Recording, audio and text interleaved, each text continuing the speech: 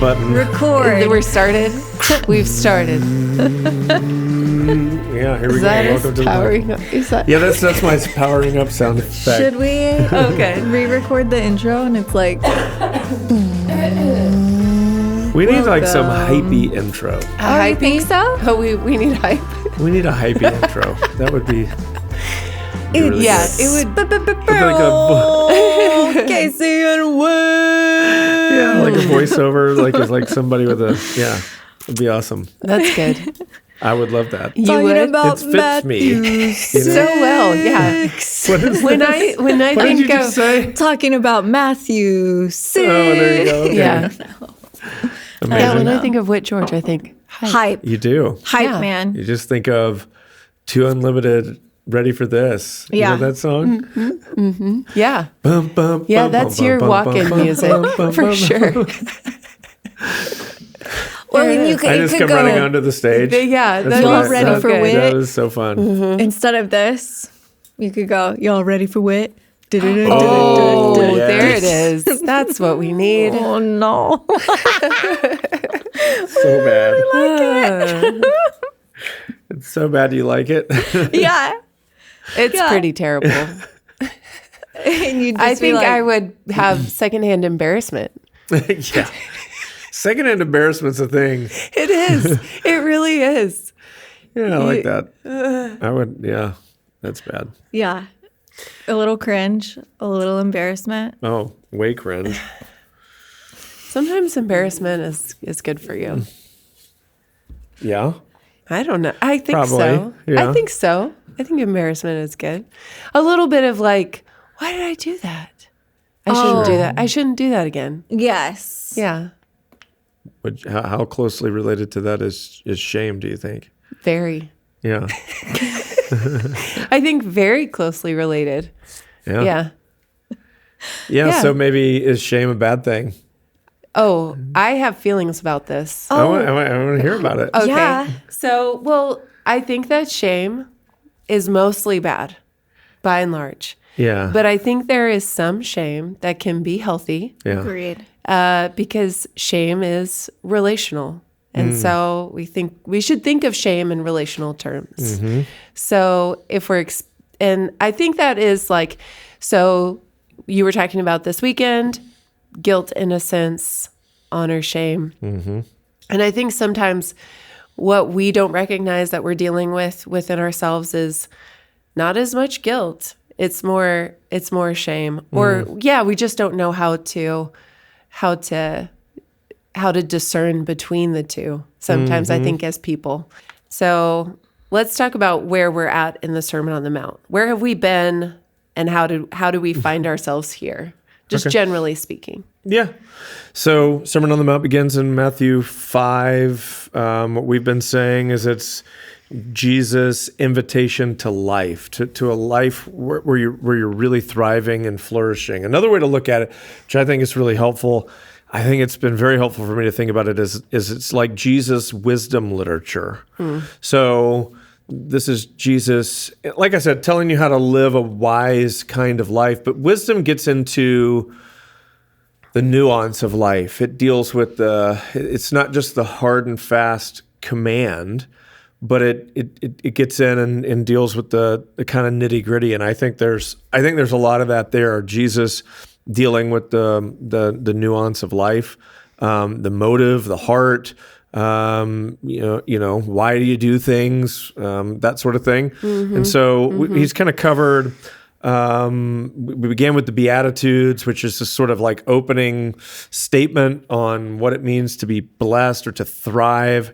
And then he starts dealing with specific issues and getting to the real heart of them. So he talks about anger and lust. He talks about divorce. He talks about oath keeping. I'm trying to think. Last week he talks about enemy love, retaliation, which we didn't get to cover on the podcast just for scheduling reasons. But Ethan did a great job at, talking about that. What does that mean? The whole turning the other cheek, all that stuff. If you're interested in that, I would encourage you to just check out the Church on the Move podcast, and you'll be able to find And maybe we can link to it wherever links are found in where are they found? In the show notes? Show notes, that's what I hear. The episode description, So we can put a link to that in there since we didn't record a podcast for last week. And now it's beginning chapter 6. And so, he's talking about approval and praise and where you get that. Yeah. Applying it to specific spiritual disciplines, as he calls them. Do not beware of practicing your righteousness, right? You're doing the right thing in order to be seen by other people. But the reason I call it wisdom literature here is because wisdom literature, like I say, it's wisdom literature is not.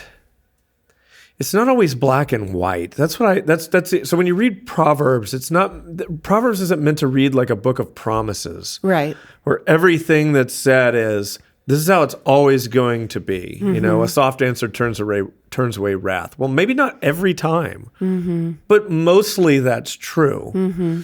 And so Proverbs is filled with like different, ways of talking about specific life situations where sometimes they slightly work against each other because you need to know when to apply certain wisdom at certain times. So Proverbs 26 is a good example of this. I only use this on Saturday night, but it's, it says beware of, or do not answer a fool according to his folly. I think it's Proverbs 26:4. For then you'll become foolish like them.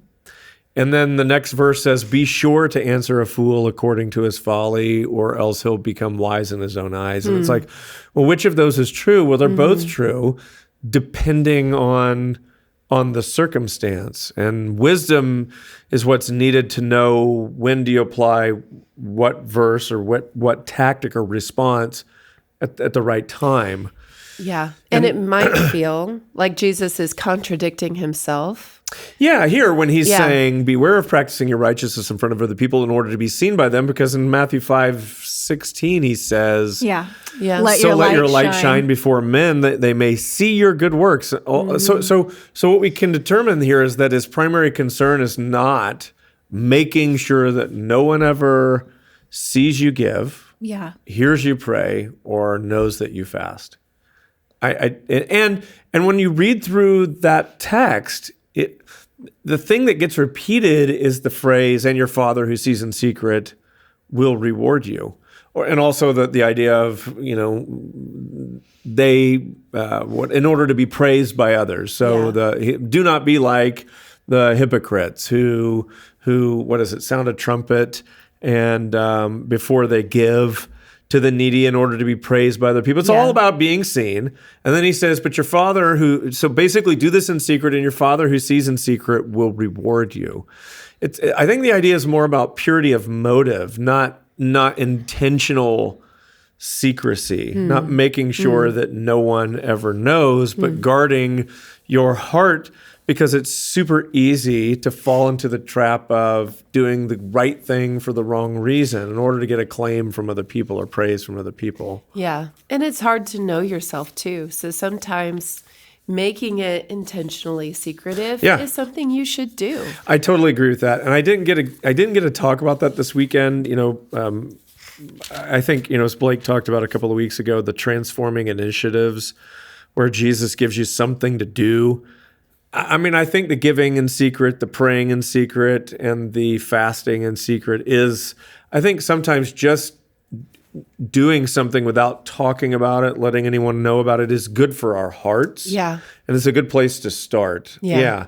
But really what I wanted to talk about this weekend was more the idea of whose approval are you looking for? Are you looking for the approval that comes from God, or the approval that comes from man? That's what I think reward is. So that's what he's talking about, to be seen in order to be praised by them, talking about people. That's the reward. They've received their reward. So he's equating the praise of men to a certain kind of reward. But then he says, your Father who sees in secret will reward you. Well, what reward is that? It's approval. It would be his approval, his praise. Yeah.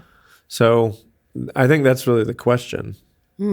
So when you were talking about this weekend, you got a lot into the cultural context Yeah. of this passage.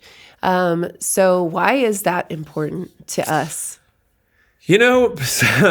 Some of it is, especially Saturday night, I went into this with quite a lot of detail. Some of it, I just got so fascinated with Yeah. the shame and honor culture. I'd read about it before and found it difficult to understand and even troubling to find out that people viewed the world in so differently a way. It was just fascinating to me. So I really spent so much time this week thinking about or reading about really shame and honor culture, trying to understand it. Probably just my interest in sociology, anthropology, whatever you want to say, the study of human behavior, why we do what we do. I'm curious about that kind of stuff. And so that was interesting to me. And so I spent a lot of time thinking about it. I think it's interesting to consider, I don't know, for me, when I can kind of envision the world of Jesus and envision what might have been happening there, it becomes easier to think about how it might show up in our world. And interestingly, for all the differences, and we could talk about it, in fact, I hope we do. I love talking about it. But for all the differences between the shame and honor culture and our world, which is the guilt and innocence culture, for all the differences, there's a lot of similarities. And there's some things that so even though we kind of come at things from different vantage points, it is interesting to me how much, and even Sunday, I started to realize just how much more shame and honor is affecting us. I think it's showing up in cancel culture. I think it's showing up with the way we treat each other on social media. For sure. Yeah. All of that, shaming one another and so there's some really interesting things that happen in shame and honor culture as to how they preserve communal values, how people get cast out, come back into the community. It's fascinating, really, really fascinating. So, yeah, I don't know. I think it helps us understand the text. Did you do any reading around guilt and innocence and how the West finds itself in a guilt and innocence culture? How do you mean finds itself? So, because I would imagine that you said the vast majority of the world is 70 to 80% is still shame and honor. Yes. And if you think about like where we How did we get came here? from, as a people. Sure. I mean, I'm tying it to life, liberty, the pursuit of happiness, Yeah, maybe. I think so. I think Andrew Wilson's book, Remaking the World, 1776, is the best place to start for that if you want to know how we got where we are for that. It does. Interestingly, it emerges out of Christianity. Okay. So that the what you could call the expressive individualism that we have today, and so I don't know how much we want to try to unpack this, but the you could call it the sovereign self, that I am my own ultimate authority. Is manifest destiny tied in with that at all? Explain manifest destiny. Oh gosh, it is. This is what I learned about in social studies in high school. I mean, I've heard this the term, but I don't know that I'm terribly familiar with it. You are somehow in control of your destiny, the direction of your life. Fascinating. Yes. Yeah. Yeah, probably. So it would be, it is this. So when you think about it, basically, if you wanted to try to boil shame and honor down to their core, and I'm not an expert in this. I'm not a sociologist or anthropologist. So but my hunch is that you could probably boil them down to their core about how we see ourselves as either individuals or a collective, a group of people, as part of a group. So I think shame and honor cultures are they're centered around the community, the group, and the West, we are centered around us as individuals. And there's it's interesting, it emerges out of Christianity, but not completely. So Christianity made some things possible, and then there's some different thinkers like I'm gonna get Rousseau, and my guess is like Kant is in there as well. I'm not super like up to speed on all like what each of the philosophers their point of view is. I mean, I know Kant is. I think no, that's Descartes. I think therefore I am. Yeah. But yeah. So it emerges out of the Enlightenment and this, and even I think you could trace it back. I think Charles Taylor makes a good case for this in the book Secular Age, which has been a really influential book on a lot of thinkers out there, which is that it emerges out of the Protestant Reformation. So what happens in the Reformation is you have the individual in Luther fighting back in protest, Protestant or protest, ism, if you will, against the institution or the community, the Catholic Church, and in basically standing up to the Catholic Church and winning, he strikes a blow at the institution and wins a great victory for the individual. If you can think about Protestantism, I mean, essentially what Luther was fighting for was that each person could read, that the scripture sat above all, and that each person had by the Holy Spirit, and this is like, I'm a proud Protestant, but each person has by the Holy Spirit both the gifting by God and the ability to read and interpret the text. Before this, it would have been only the priests, only the church can tell you what this really means or says. They speak on behalf of God. You just obey. That was the idea. And so Luther is coming at that amongst a lot of other things. And the fear was that if you think about it, you had the Catholic Church and you had the Eastern Orthodox Church, and that's it. And the fear was that if Luther wins, he will fracture the church into 1,000 pieces. And he did. He totally did. That's exactly what's happened. Yeah. So now you have people who don't see themselves. So now we don't even think about ourselves as part of a group. We see ourselves as individuals, unique, making our own way, forging our own path through life, able to pick and choose what groups we want to belong to and when. So we can be a part of this church or that church or whatever, and we can effortlessly move between these communities with relatively little cost. I would say little cost in that there's little cost in that we don't get like shamed too much when we move from one community to the other. I think the cost is that we're lonely and disconnected and isolated. And so, it's different. We don't get to experience the benefit of belonging anywhere. Right. We want to dip or our even toe. Obligation, the beauty and benefit of obligation and responsibility. But go ahead. Yeah. Well, we want to dip our toe into it because we're all kind of wired up for it. So we think about ourselves in terms of being individuals, but in our, even in our brain chemistry or the way that we are created to work, there is this kind of herding element to who we are as people. That benefits our survival ultimately. Yeah. So for us to kind of go our own way and be individuals, we know that this is not good for us. Interesting. Intuitively, but also evidence has presented loneliness is one of the things that ultimately leads to a lower quality of life. And have you watched the Netflix show where it talks about the blue zones where there's people who live? Oh, no, but I've heard about all this. Yeah. So having community is one of the things that is going to be a predictor of how long you're going to live. Wow. If you have people. And so, what you're saying. Are any of the blue zones in any Western country? Oh, yes. There's, I think, so I haven't watched the whole show, but there is in California.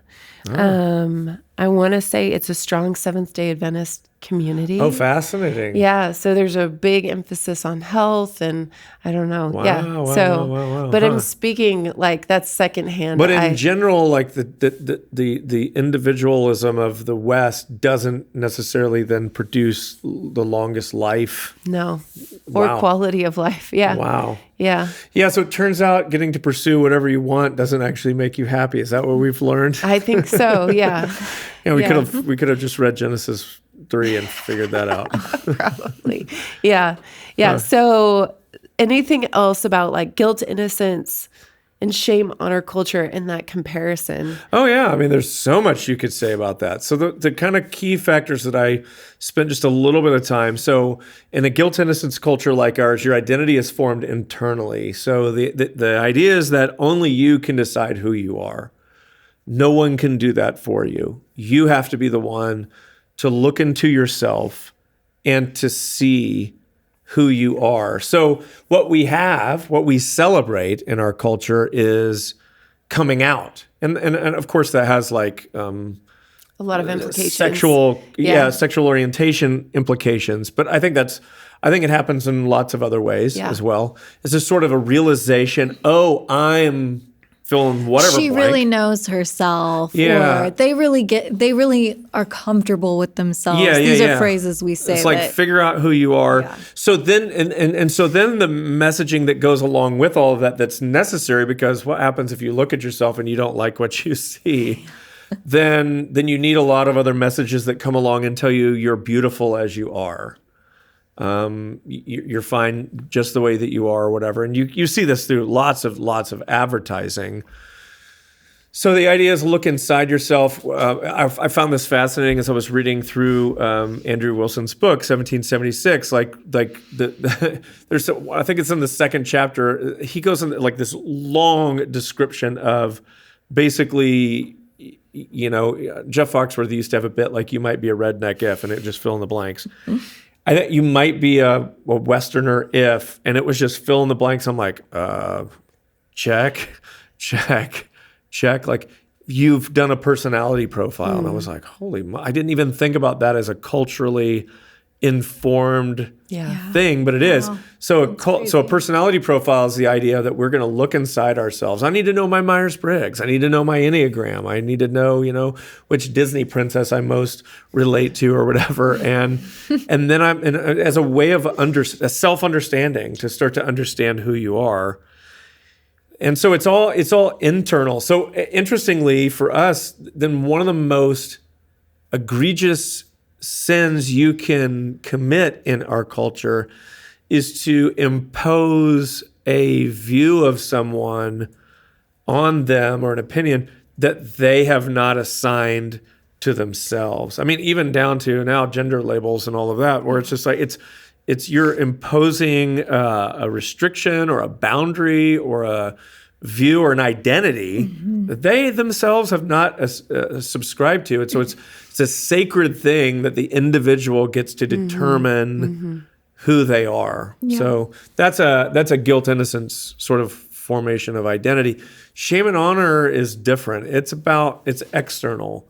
So it comes from, it's your family, it's your genealogy, it's the community that you're a part of, it's where you come from, tells me a lot about who you are. One of the fun ways I was talking about this on Sunday. I don't think I talked about this on Saturday at all, but like, have you, I'm asking people, has anyone ever been to a job interview where they were asking you about your genealogy or your hometown as a way of determining whether or not you were capable to do, like in shame and honor cultures, like your bloodline really matters. Yeah. I was thinking about like Pride and Prejudice, or all those books that are so fascinating. I've never read any. So what do you... Jane Austen just wrote about this kind of cultural divide between the haves and the have-nots, and are you like your bloodline kind of thing, or what family are you a part of? And that always came in so strongly. Like, can these two people be together? Because they come from like just such different worlds. Be? And people thought that blood made someone fit to lead or not fit to lead. Yeah. Like it was. So you can imagine in a world like that just people wouldn't have thought that they could ever become anything other than what they were because of what they were born into. Yeah. So your identity was formed more by your community. If my father was a blacksmith, that's what I am. That's where I come from.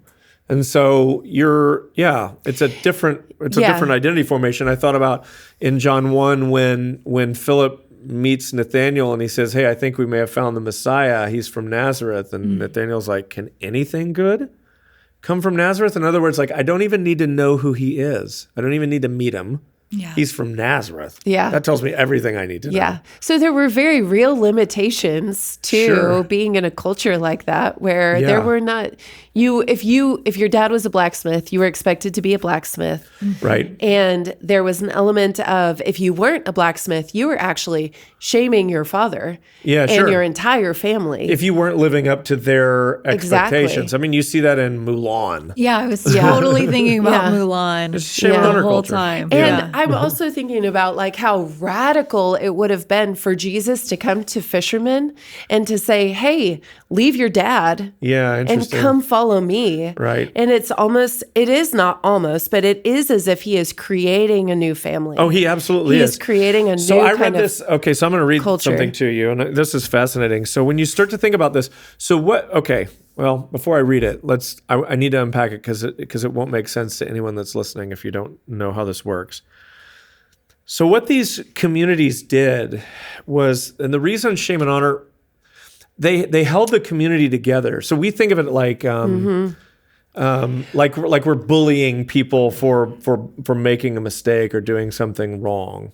So Godzilla -1 is a good example of this. If you've seen the movie, have you seen it, Lindsay? I haven't yet. Yeah, it was a good movie. We want to, though. Yeah.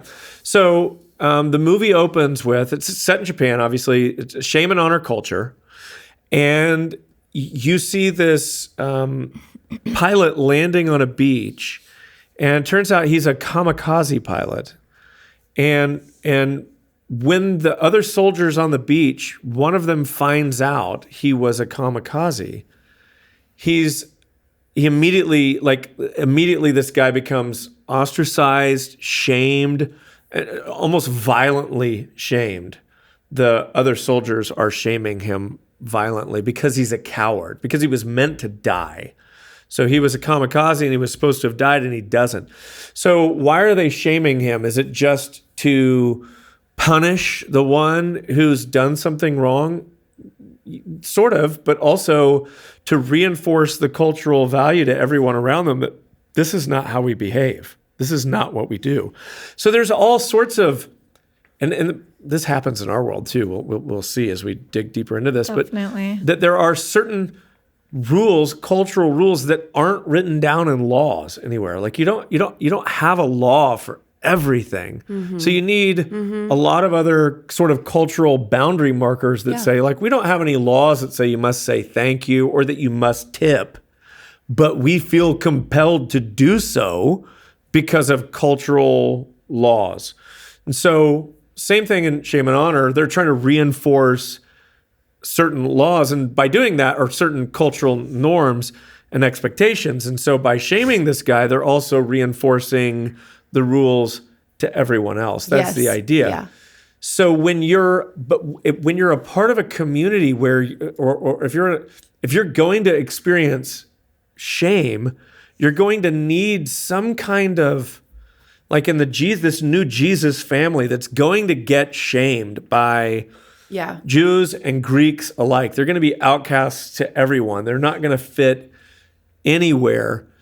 You're going to end up at odds with your own family even, right? So you're going to have some people that are going to come to faith in Christ and they're going to follow him, and their parents are going to turn their backs on them. So in Matthew 10, Jesus says this. I read this in only one service, but it was really helpful. Do not think that I've come to bring peace on earth. I have not come to bring peace, but a sword. For I have come to set a man against his father, and a daughter against her mother, and a daughter-in-law against her mother-in-law, and a person's enemies will be those of his own household. Whoever loves father or mother more than me is not worthy of me, and whoever loves son or daughter more than me is not worthy of me. So the idea is that in following Jesus in a shame and honor culture, you're going to create some enemies. Because what's going to happen is, like you can imagine, like this is happening right now, by the way, like in Muslim countries, when and I've read, I cannot remember her name. Is it Rifka Berry or something like this? She wrote a book called, I think it's called Hiding in the Light, but she's a Muslim girl who ends up coming to faith in Jesus at great cost to herself. not only is there, like, she could be killed by her own family or whatever, but there's immense pressure to stay within the sort of family religion. It's this idea that when you turn to Christ, you're going to, in a shame and honor culture, people don't take that stuff lightly. Those are big violations, and so they can turn on you in some cases violently. Yeah. And that is ultimately what happened with Jesus. Yeah. It's interesting. I was reading about, like, the reason Jesus was crucified, and in particular the way he was. They didn't martyr him just any old way. They made sure he died a certain way, a very shameful death, a death on a cross, so that no one could point to him and go, he's a hero, because a hero doesn't die that kind of death. Yeah. You might kill him any other way, and they could memorialize him. They could make him he could become immortal in that way, but not through a cross, because a cross is shameful. So what was happening with Jesus and the religious leaders is they keep challenging him. So this is a thing in shame and honor culture, is like these challenges, these games of riposte, of question and answer. And the idea is that you publicly question someone. By the way, this is why Nicodemus, interestingly, comes to Jesus at night. Yeah. Because he has a real question. To ask it in public would be you're like issuing a challenge to Jesus. It's like, oh, the game is on. And so people are paying attention to how he's going to respond. But if you want to ask a real question, you would do it in a different way. That's why he comes at night. I'd never understood that before.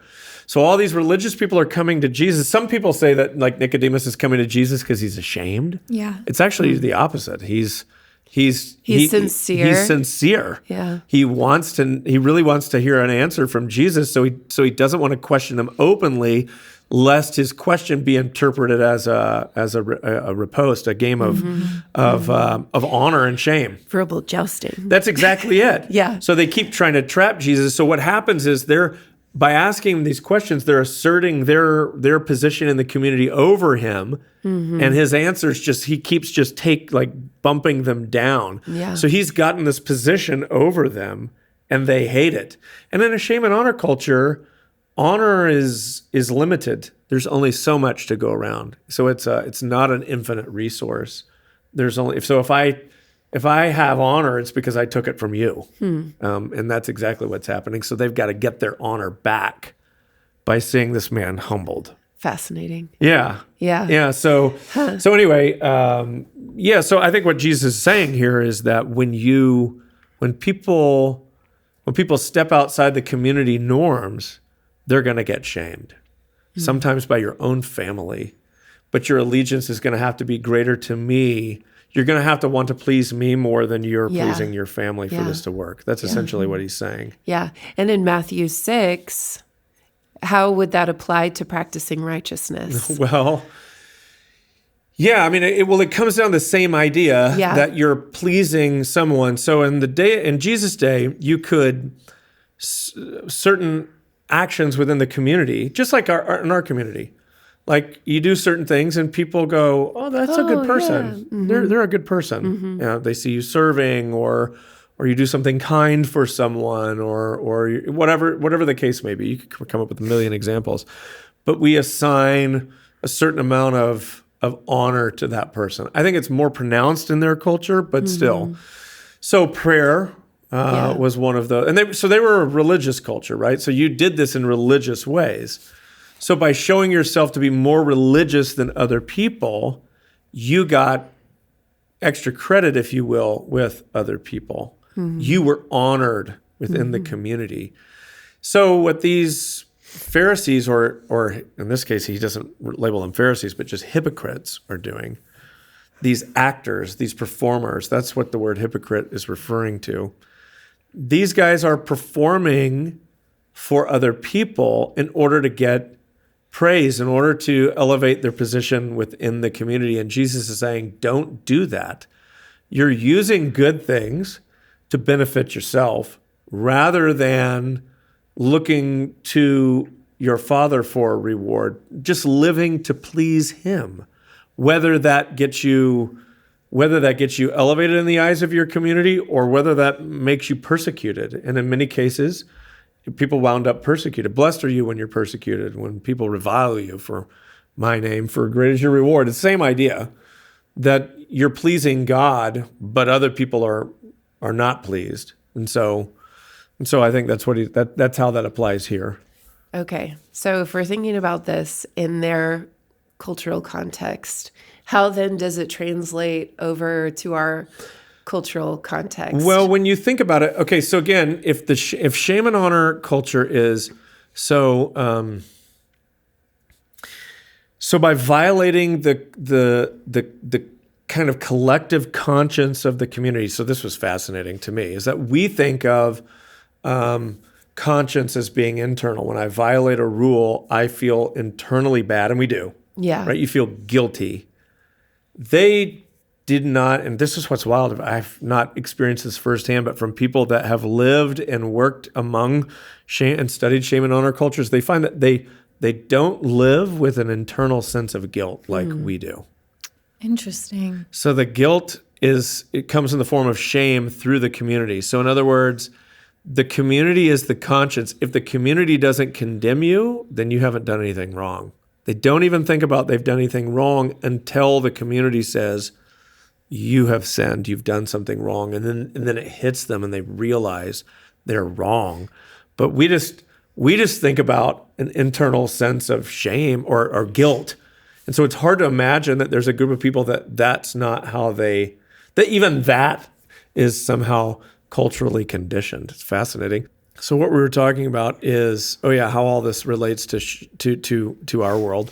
Well, so go ahead. What I question do you have a thought about that, just because of the Jewish people would have been in a shame and honor culture, but I'm also thinking about, and I feel like we'll get there, how they were also called to live under God. And so I'm thinking about that's right. Psalms like Psalm 139, where he's saying, search me and know me and see if there's anything wicked in me. Because he's talking to the most honorable person in his community, which would be God. So he's not saying, I'm searching myself and I'm looking to see if there's anything wrong in there. He's going, is there anything between us that you want to point out to me? Yeah. That idea. So it's all relational. That's the thing. Yeah. Like we think in terms of introspection. They thought in terms of violating relationships. That's why David could say, against you and you alone have I sinned. After what, in Psalm 51, I think it is.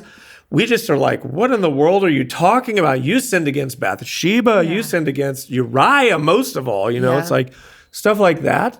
That's how we think. Yeah. They think relationally, and so they're going up to the relationship that they've hurt. Yeah. That they've broken. So the idea is that in these communities like this, then so the community, this is my point. The community serves as a sort of collective conscience. They are the morality. So if the community approves of something, then you've done nothing wrong. Doesn't matter what it is. So this is interesting. Someone came up to me, I cannot remember who, grabbed me after one of the services, and they were like, I finally, like, this helps me understand, like, how can these like Muslim radicals do unspeakable things and not feel bad about it? Because their community, they affirms them. So they're not, they don't think like what we think. They don't have like they're not living by an internal conscience. They have a collective. Yeah. And if their community doesn't condemn them, then they have nothing to be ashamed of. And it would be the same for slavery in the United States. Sure.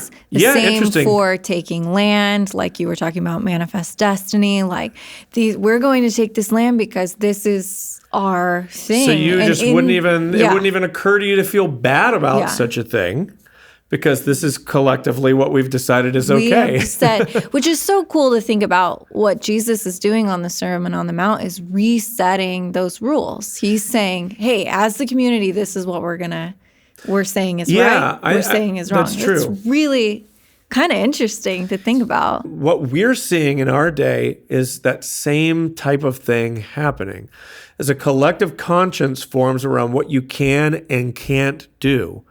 So we see this online, for instance. This is what cancel culture is in some ways. It is when someone violates the collective conscience of the community, not interestingly, almost always not legally, Yeah. but socially. Yeah, definitely. sure. You've said a word, Yeah. a recording emerged, or some emails came out, or some pictures were released of you doing something that we have said socially you cannot do. There's no law against it.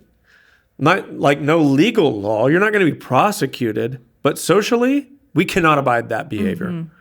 So we have a collective conscience where we say anyone who violates this is going to get shamed. What does it mean to shame somebody? Well, see, so we think in terms of right and wrong. Shame in our cultures think of inclusion and exclusion. So when you've done something wrong, we exclude you. Yeah. That's exactly that's the whole idea of being canceled, is to be excluded. You're being essentially removed from public conversation.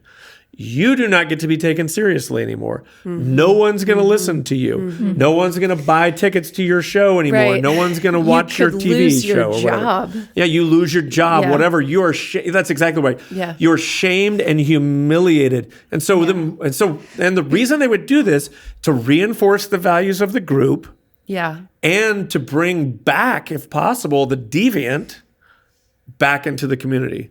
So the idea is that you would feel so humiliated and ashamed that you would then make things right and come back. So that's exactly what's happening.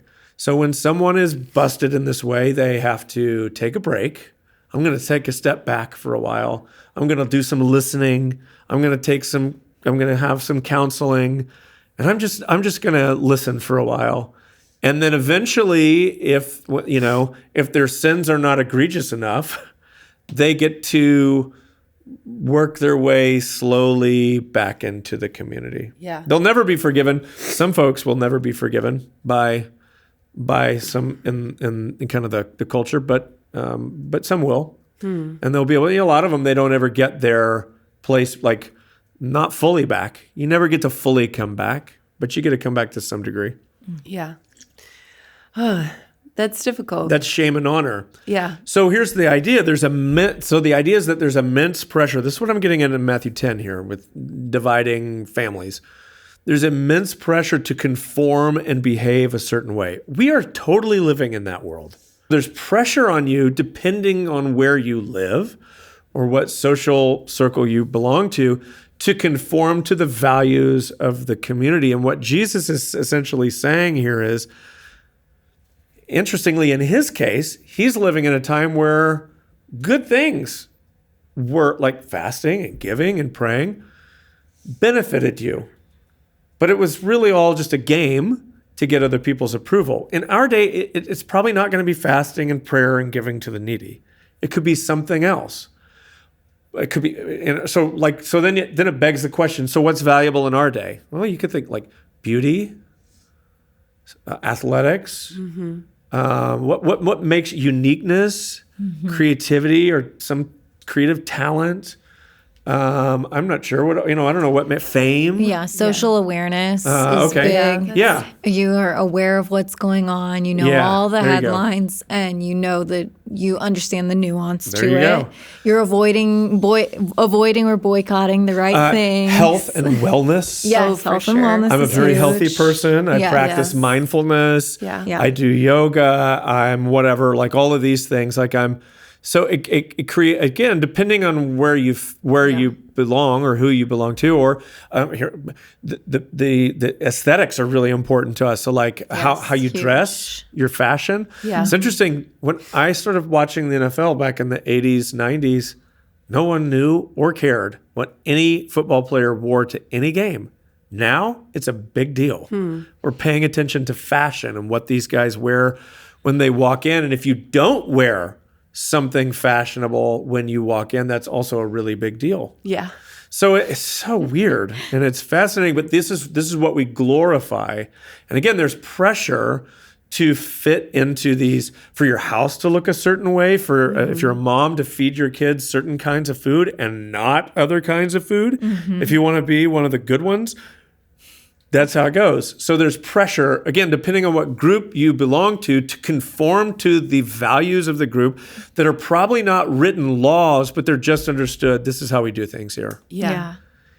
And so I think what Jesus is saying is that, look, when you follow me, whether it's a good thing or a bad thing, in other words, there's some things that the group are gonna value that are gonna actually be good things. In this case, they were works of righteousness. You ought to do them. But he would say, be careful why you do it. And then there's going to be some things where it's like, it's not really a good thing at all, but it's a thing that our culture values, but the heart is still the same. I'm doing it to please other people, to fit in, to feel like I belong, to feel good about myself, to boost my identity. That's the idea.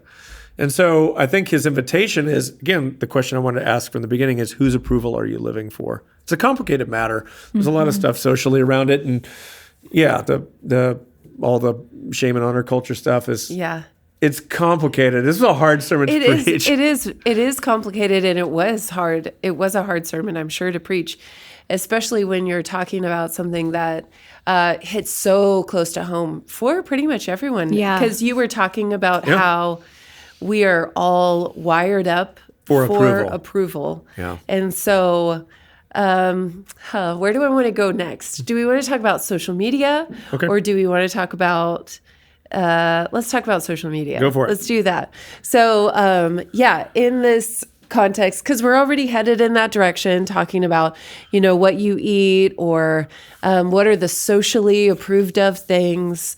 How do we know? Or this is what's really interesting. Again, and I think social media is accelerating the shame and honor culture in the West. Yeah. Why? Because as I said, we're individuals, right? We're obsessed with individuality and privacy and being autonomous, and my actions don't hurt you, and all of this kind of. It's so funny is what difference does it make if it doesn't hurt anybody else? But yet social media makes us more of a collective than we've been in a long, long, long, long time. So when you think about it, before social media, there was no way of knowing. Really, because of the way we live, we're separated from one another. We have fences. We live on land if we can. Our country's big. A lot of these are functions of the land. It's fascinating how all this works. Because we have a big country, this is like, you go to Indonesia where it's much smaller, there's no choice. You have to live next to somebody. Yeah. So it facilitates a different kind of culture. So in shame and honor cultures, everybody knows everybody else's business. That wasn't possible unless you lived in a very small town, or you had something like social media to let you know what's happening with other people. And so now we have a window into everyone's world where we can know at least some version of their life, what's going on with them, how they're doing, and so many.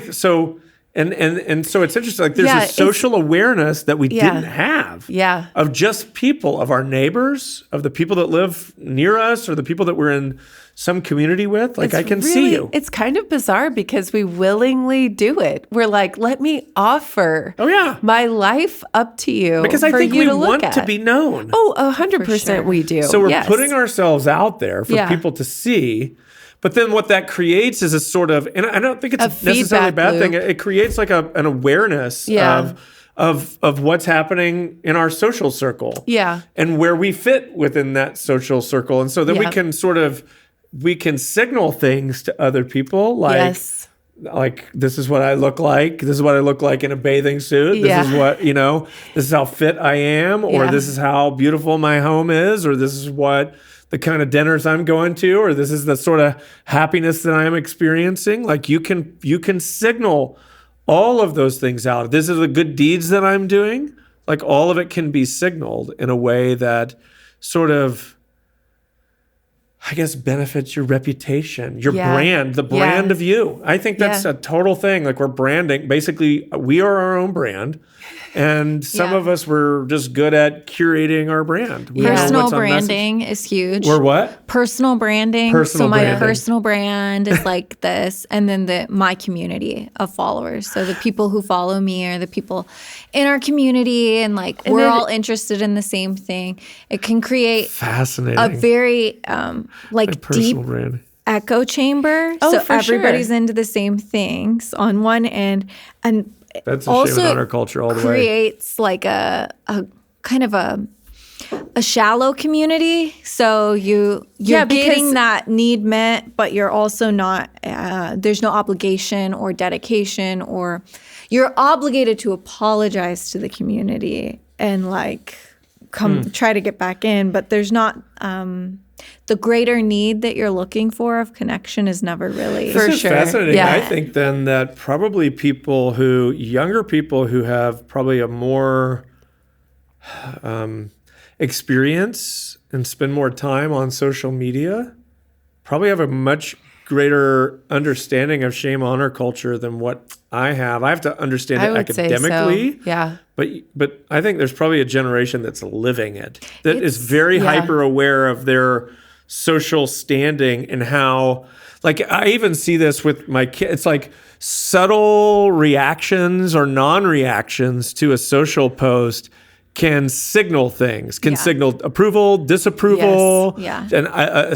And just a simple emoji Yeah. can speak like volumes. Yeah, we were just doing this isn't that interesting? last week where we, a couple of us together, were putting the emojis that we find passive aggressive. Like this emoji Interesting. makes me feel very rejected, and this one, Yes. and it's just like the collective, like, that is the terrible. Is that not emoji. amazing? Yeah. Because Yeah. I mean, as a 47-year-old, I feel so clunky in all of that. I know like 3 emojis.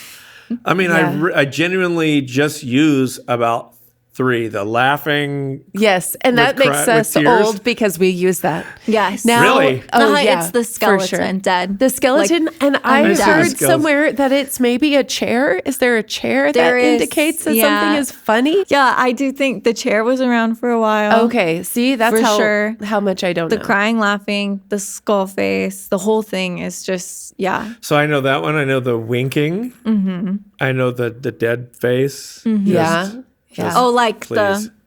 Yeah, just Yeah. no Everything's reaction. aligned. Just someone says something to you. Yeah. Yeah. Usually I one of my rarely family. use that one because it feels really? too Yeah. mean. I use it with my family. That's a good place to use It's it. like, yeah, really? yeah, Come they on. get Yeah. it. They really? get it. But and then Yeah. the face palm. yeah. Oh yeah, that's Those a are good one. those are my emojis. There's about 4 of them. Yeah, I do like the one where the eyes are big and Is that you're it? like, So what does that mean to you? I don't know. Idiot. Yeah, I mean, I just mean like I just look at like it's a sigh. yeah, Like really? Okay. Come on. amazing. And then I mean, you don't even have to like emojis are one thing and memes are another.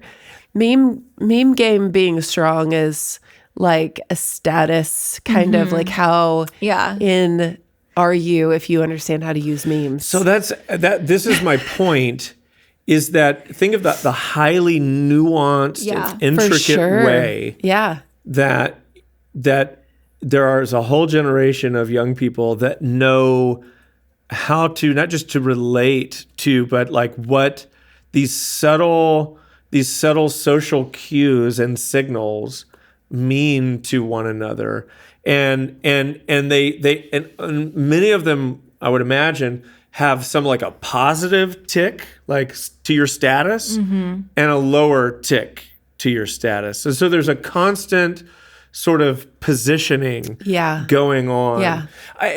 Okay, so here's an interesting application that I didn't even get into. Wow. I wonder if there is a healthy, man, I wish I would have thought about this. I wonder if if in Jesus' words here, one could reasonably read into it. I don't want to call it a command, an invitation to remove yourself from social media for a while. Yeah. In other words, I think what he's saying is stop playing the game. Yeah. Yeah. For sure. Everybody's playing this game of hierarchy, of who fits where, of who's the highest, who's this. And I'm wondering if what he's saying to people when he's saying, and your Father, man, this would have been an amazing application for this weekend. But your Father who sees in secret. So in other words, maybe you need to live your life in secret for a little while. Yeah.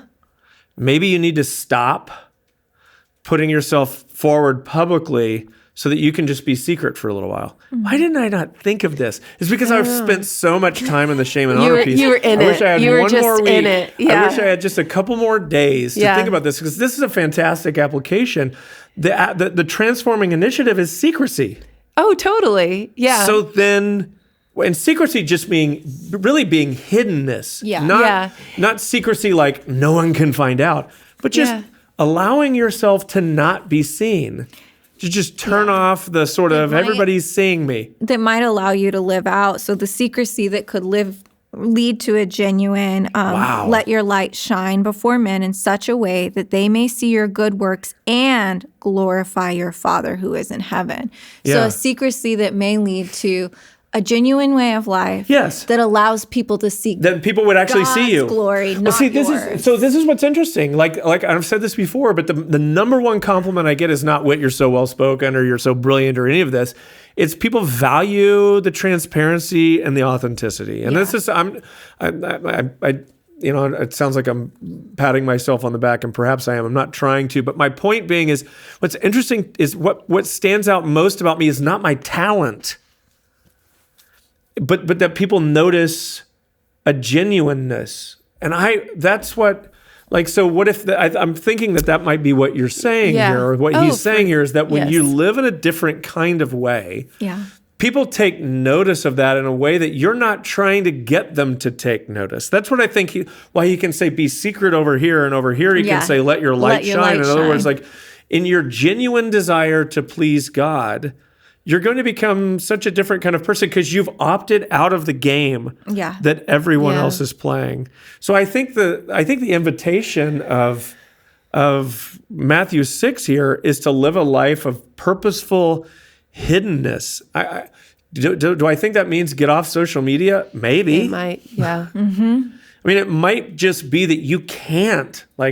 You just are so, it's so in you that you just can't live with it without knowing sort of where you stand and who's here and whatever. And so maybe you just need to take a break for a while, or maybe permanently, to say, I am out on that world. Yeah. I'm no longer playing that game.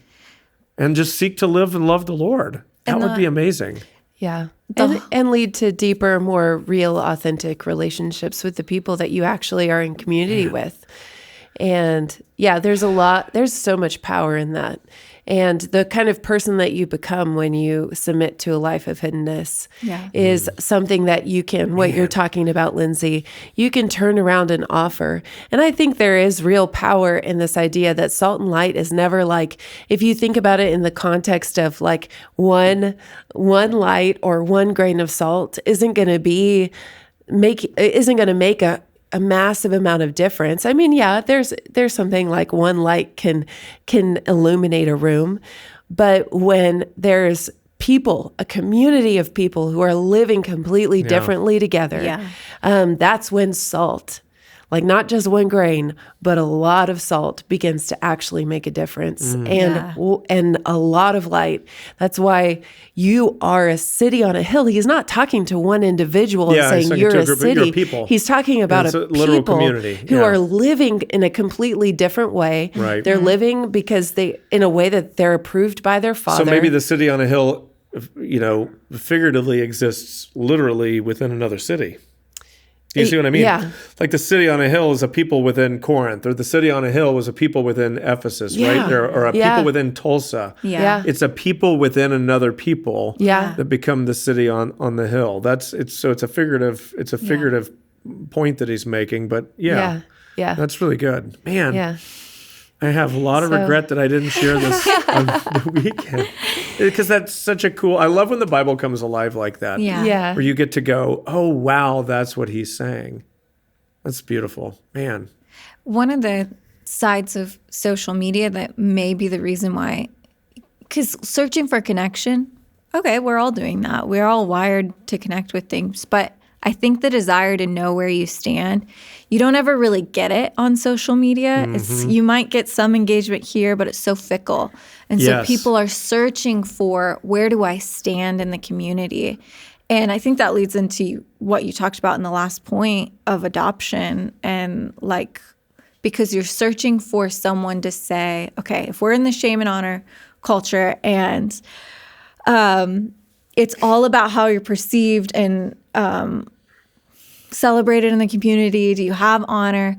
Well, then maybe in those cultures, they're very open with where you stand, like what you were talking about with David. Once someone confronts it, then okay.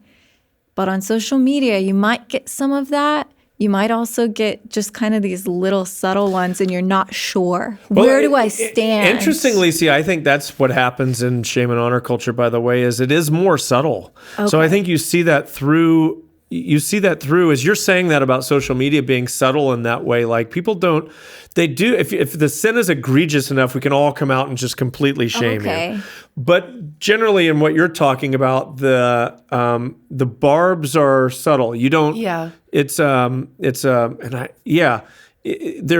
the British are good at this. So like, Americans are more obvious. Yeah. But if you ever watch like British shows, the barbs, the verbal jabs are subtle. You have to be attuned to them. And I think that's what's happening on social media. I think there's a generation that's attuned to subtle slights, cryptic. This happens in athletes all the time. It's like cryptic messaging that they participate in. Like, to go back through this has happened for some 49ers Deebo Samuel did this a couple years ago when he's trying to renegotiate his contract. He goes back through his feed and he scrubs his feed of any 49ers reference whatsoever. It's a signal. He's sending a signal. And it's just like, this is so weird. It's all subtle. You see the same thing with like Brandon Ayuk right now, who's going to be a free agent. And so there's been some subtle things, some subtle and some not so subtle things, but cryptic messaging that goes on. I think that's happening in the Gospels. I think what you have are people asking questions in ways that aren't outright like just completely insulting, but everybody knows they're kind of insulting the way that they're being said. It's a subtle way of doing stuff. So, but here's what I would say is interesting. I think that desire for approval is universal across shame and honor or guilt and innocence. Here's the thing.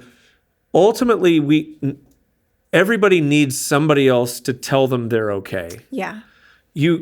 Despite what we say, I don't care what anybody else thinks. It's not true. You do care what other people think. And we all do. I do. You do. We all care what other people think about us. Particularly, we care about the opinions of people who we value and hold as significant. David De Silva calls this the court of reputation. I loved that phrase. Who is on your court of reputation? Yeah. Who, if you could assign them, and Brene Brown would, say, like, if you really stop and think about, like, whose opinion do you care about, it's generally about 10 people. But those 10 people matter. It's like you care what they think about you. And so that's your court of reputation. And the reason is because we need someone outside of us to validate us. It's just we are not capable of self-validation. We're not capable to affirm ourselves, not really to bless ourselves, to name ourselves. We need someone externally. And interestingly, the more powerful or significant that person is to us, the more their validation means. That's why dad is so important in our lives, because they're significant to us. So their validation, their affirmation, their acceptance of us it forms us in significant ways. Yeah. And so that's why God being Father, being adopted into all these New Testament ways that essentially the New Testament writers are trying to say, don't you realize like God is, like how your status has been elevated in Christ, you have God as your Father. You've been adopted into his family, so now you're not part of the family that you come from, whatever that may look like, whether noble or ignoble birth, like you, doesn't matter. You're now part of the family of God. You have a citizenship in heaven. So you're part of a new community. You've been made a kingdom and priests. Revelation 5 says that Jesus has made us a kingdom and priests. So there's that both citizenship and office. A priest is a noble duty. The priests were wealthy. Like the priests were like, you were somebody if you were a priest. And so because you had a special job. Yeah. Your job made you significant. You got to go into the presence of God. And you had a specific lineage too. Yeah, exactly. Yeah. You come from a special people. Yeah. You've been set apart. There's all this stuff that kind of sets you above other people. And so now in Christ, we are a king. We are priests. That is why following Jesus is so radical. To say something like that to anyone. It doesn't matter your social status. Yeah, wild. You could be here or you could be here. But within the family of God, it is, you all have been adopted. It puts the king and the pauper, or the prince and the pauper, if I want to alliterate better, on the same level. You see this, by the way, with like Lazarus and the rich man. So this was the whole idea of kind of it. So your Father who sees in secret will reward you. The idea is that there's a last day coming when God will judge, and he's going to do it openly. So Paul uses this as a threat, I think, for the Corinthian church to shame them into good behavior. Because what he's saying is that the Lord will judge, and he's going to do it in front of everybody. So everybody's going to get to see where you stand. And so Lazarus and the rich man, which is this sort of parable that Jesus tells, but you have Lazarus who's a beggar. He's nobody. He's the lowest of the low. I mean, what is it, like dogs he describes coming and licking his sores? I mean, it's really disgusting. It is. And you have this rich man living in luxury, and then they die, and the whole situation flips. Yeah.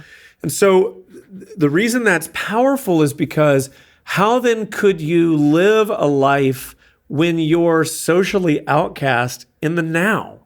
How could you live when other people look at you and say, what's wrong with you? Or why don't you believe this? Or why do you believe that? Or why don't you value this with the rest of us? The immense pressure to conform is very real.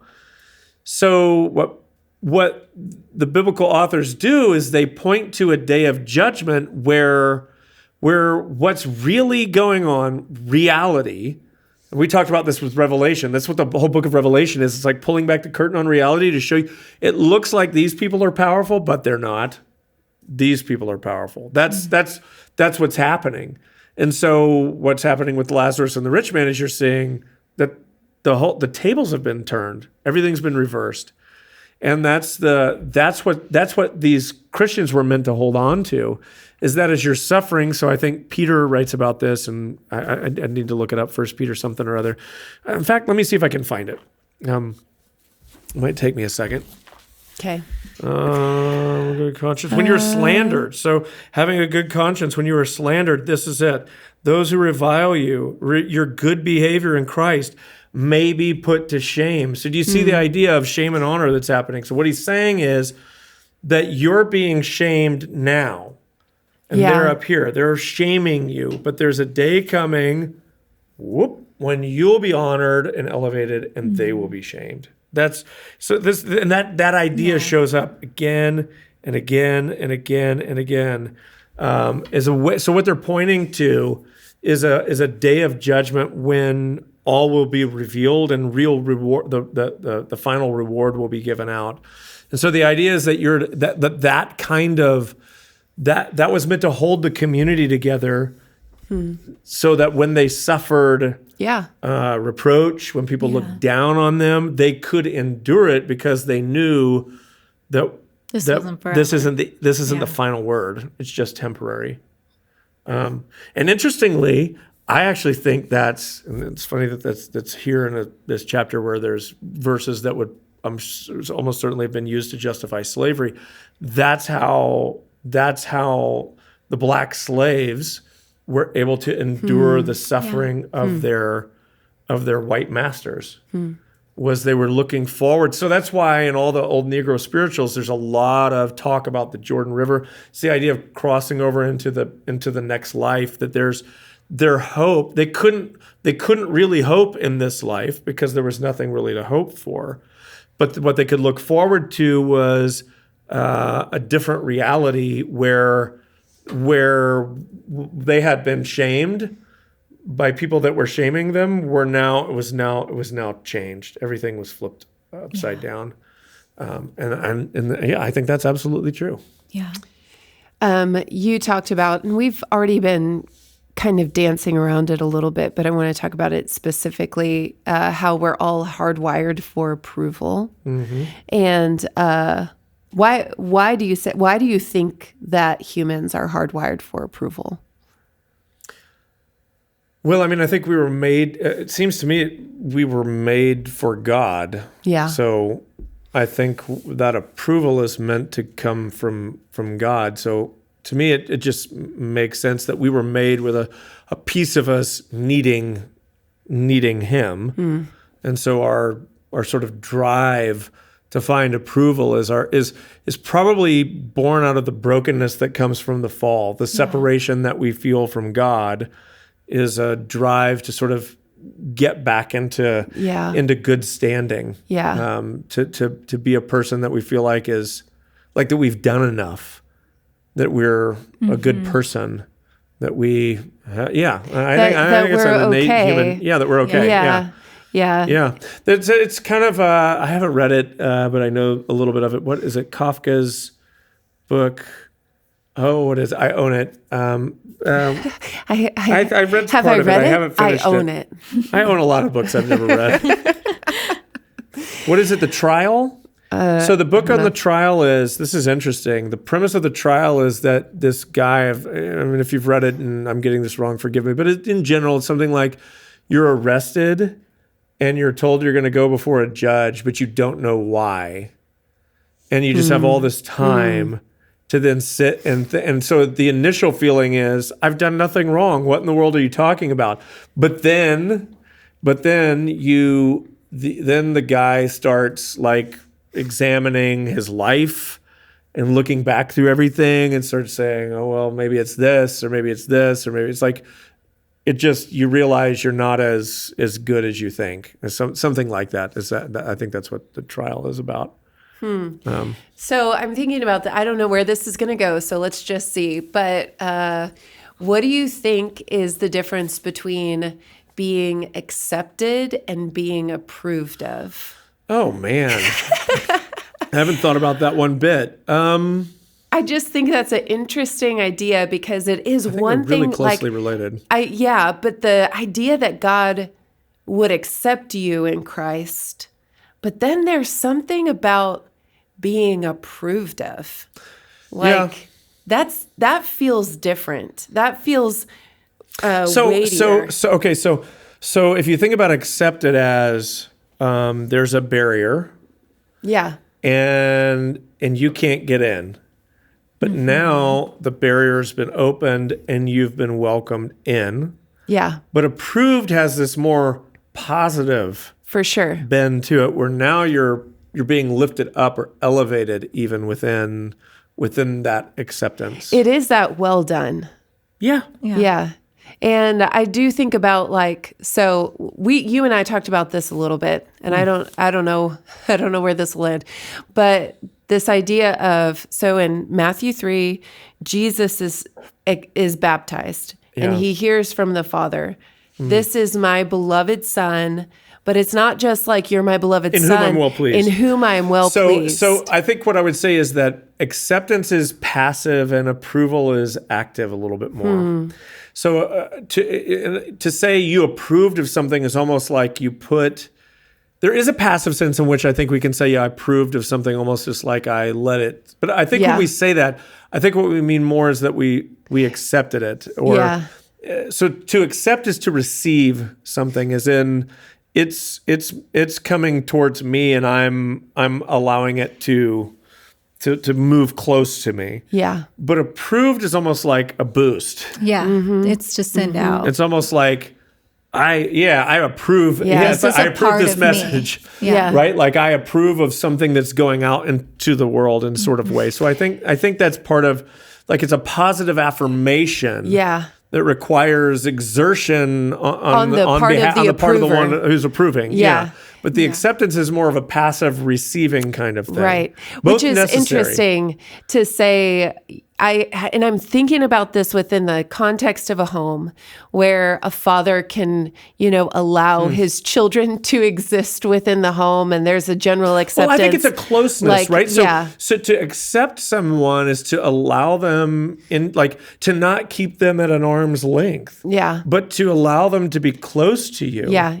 But to approve of them is to sort of almost promote them outside yourself in another way. Yeah. Level of And that's why it's such a big deal, I think, for fathers to openly approve of their children. Openly approve of their children. Yeah. This is my son. Yeah. Yeah. Yeah. And I'm pleased with him. Yeah. That's such a big deal. And so I think about how that can weigh on somebody who never received the approval of an earthly father, and how that would translate over into a social media space or being a workaholic or whatever height of celebrity or acclaim that they would achieve, because they're trying to fill up something that they were always intended to receive, Right. but never actually did. Yeah. This is just making me want to go see my kids.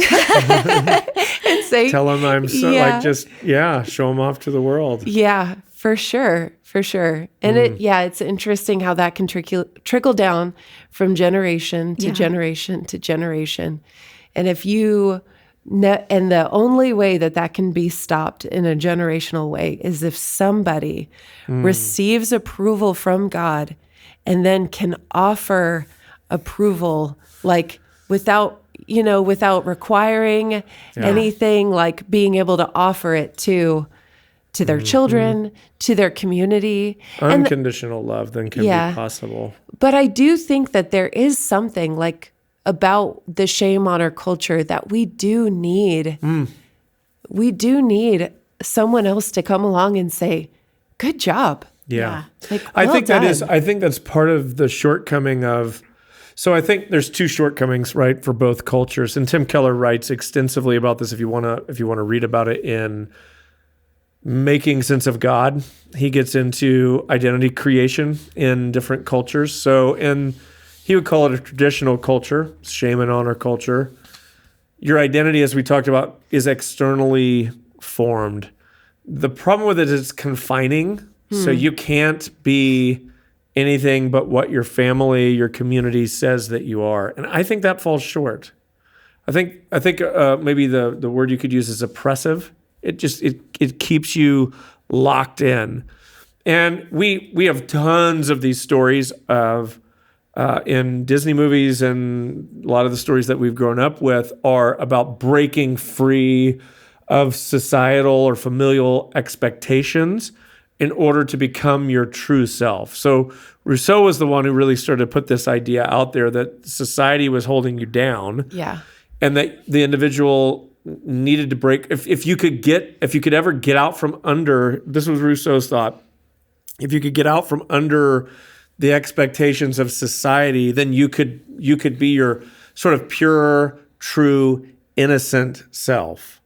And so you see that notion, and I think there's some truth to it, right? Like you see that notion in The Little Mermaid, you see that in Mulan, you see that in Ratatouille, you see that in lots of Frozen for sure. It's a huge. That's the whole theme. All the expectations. I get to break free from all of those expectations, and so she's not really truly happy until she gets to express herself as she is. Interestingly, which is why, what's her name? Who is the character in Frozen? What's her name? Elsa has become something of a hero for the LGBTQ community, is because she's a representative of someone who's broken free from cultural expectation. So, and that's a common story in a kind of guilt and innocence culture. So then, what's the downside to guilt and innocence culture? So we believe in self-creation. So the idea is that, what we believe is that if we could get rid of all of the societal expectations, then we'd be free to construct ourselves. What we're discovering is that that's incredibly burdensome. Yeah. To Debilitating. try to make yourself is just it's crushing. so hard. So it's Yeah. super weighty. So in the one you're kind of bound in, you're sort of hemmed in, you're confined. In this one you're weighted down, and so I think I referenced Bo Burnham's Make Happy. I think it's the cycle of performance, of pleasing other people, of living under the weight of trying to live up to other expectations, I love what he says in his Make Happy rant, where he says, I want to say what I think. What is it? I want to be true to myself and not I want to please you, but I also want to be true to myself and not care what you think. That's it. Something like that. And that's the thing, is like we want to be real people, but also we're so bound to the expectations of others, and it's this inescapable bond where I have to keep coming back because I can't seem to make myself I can't feel good about myself. There's one of the lines, I think the most heartbreaking line from that performance is when he says, come and watch, to the audience, come and watch the skinny white kid with steadily declining mental health while he attempts to give you what he cannot give himself. And it's heartbreaking. So he wants to make you feel good, knowing that he can't seem to turn and use that same gift so he can make other people laugh and feel good about themselves. And yet he seems completely incapable of being able to turn that around and direct it back to himself. It just doesn't work. And so he's weighted down by all of this. I think that's the problem with modern identity formation, is that you're crushed under your own expectations, your own dreams and desires, and the pressure of becoming your quote unquote best self. So you can't, I think what that means is then we can't escape that we were made to please someone. And the question is who? Mm-hmm. And I think what we're living in is a time where it's like, okay, it's us. So the world has existed for thousands of years where it's like, please other people, or please your community, please your family, live up to their expectations. And we came to a place where we said, no, we're going to throw off all those shackles and be free. And now we're going, wait a minute, we're not free. And so I think the invitation of Jesus is to say, live for the approval of the only one who can really, truly approve of you in the way that you need.